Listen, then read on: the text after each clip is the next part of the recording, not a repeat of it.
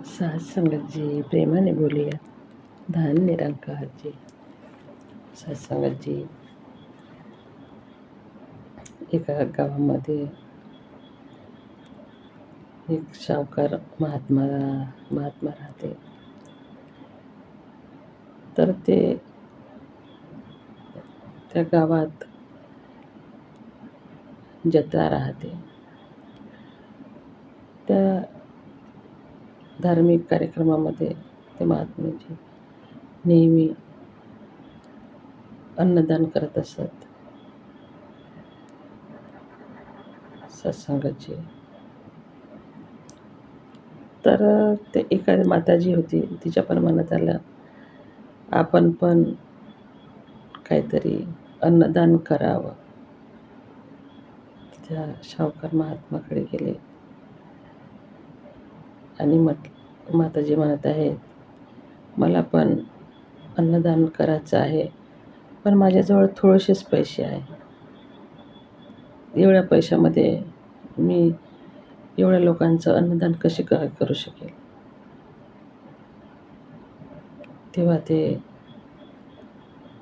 व्यापारी महात्मा म्हणतात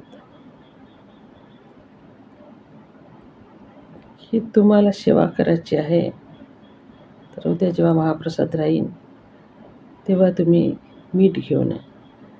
मीठ घेऊन त्या प्रसादीमध्ये टाका,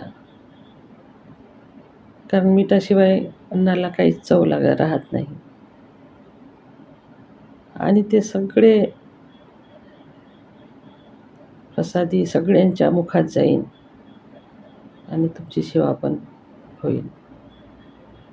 म्हणून सत्संगाची म्हटलं आहे की सेवा ही लहान मोठी काहीच राहत नाही. सत्संगाची आपली जेवढी ऐपत आहे तेवढी आपण आपल्या मनाने सेवा करू शकतो. तर सत्संगत जी म्हणून म्हटलं आहे, तेरा तुझको अर्पण क्या लागे मेरा, सब कुछ तो तेरा है, तूने सब कुछ हमें दिया है. म्हटलं आहे मेरा मुझ में कुछ नहीं, सब कुछ है सो तेरा, तेरा तुझको सौंप दे क्या लागत है मेरा. सत्संग जी प्रेमाने बोलिया, धन्यवाद जी.